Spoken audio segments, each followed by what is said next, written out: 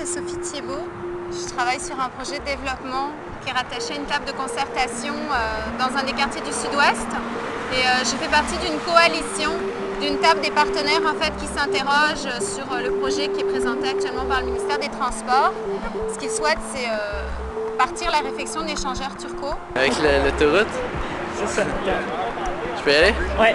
Donc pourquoi on fait le réclame ta rue? On s'est inspiré des autres réclame ta rue qu'il y a eu dans les années 80 en Angleterre où ils prenaient carrément des autoroutes puis ils disaient non à certains projets de construction. Puis les projets fonctionnaient, donc nous on s'est dit on va faire un premier réclame ta rue dans la rue Cazelès, une petite rue, puis vu que les gens ici sont pas trop habitués, ben ça va comme leur donner un avant-goût de qu'est-ce qu'on peut faire. L'échangeur turco, ça a été créé dans les années 60. L'échangeur turco est le véritable centre nerveux de la circulation automobile dans la région montréalaise. Ce carrefour à 4 niveaux donne accès à 2 ponts majeurs, Champlain et Mercier, à 2 autoroutes à grand débit, Décarie et Bonaventure, et distribue tout le trafic routier à l'ouest de l'île de Montréal. Là, faut le refaire. Là, ça a été construit beaucoup en béton, puis il y a trop de morceaux qui tombent pour qu'on puisse laisser ça dans cet état-là. L'échangeur turco est un des ouvrages les plus importants d'Amérique du Nord. Nous, l'analyse qu'on a faite du projet qui est actuellement sur les planches, c'est que ça comporte trop d'impacts négatifs pour que le projet soit acceptable tel quel. En fait, dans le projet du ministère des Transports, ce qu'ils souhaitent là, c'est pas arrêter le trafic. Alors, ce qu'ils souhaitent, c'est construire une nouvelle autoroute à côté de celle qui est là actuellement, faire passer le trafic dessus et ensuite revenir pour détruire l'autoroute qui existe actuellement. Et dans le cas du village des Tanneries, ce qui se passe, c'est qu'il n'y a pas la place nécessaire pour pouvoir construire les 2 autoroutes en même temps, sans passer sur des habitations.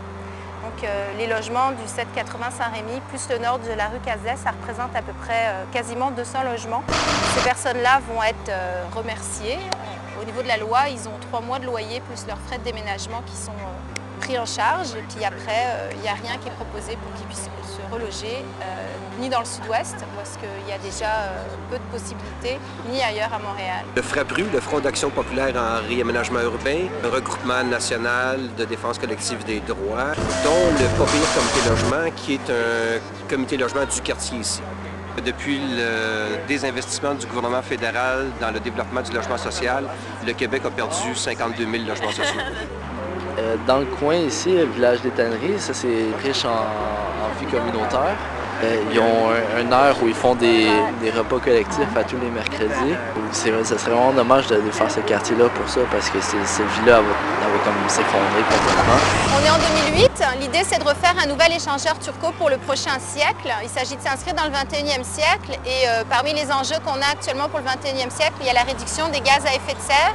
On a une connaissance aussi concernant l'impact de l'automobile sur la santé des populations. Donc il s'agirait qu'on soit capable de mettre en place des projets qui améliorent la qualité de vie des gens. L'échangeur turco. Madame, au sujet de la qualité de l'air dans le quartier, c'est en lien avec l'échangeur turco. Bonne soirée pareil. Tu les intimides, hein? Venez passer à la télévision, ça va être plus porteur. Bonjour mademoiselle, une petite signature pour notre pétition. On se fait dire non souvent, par exemple, hein? Pas grave.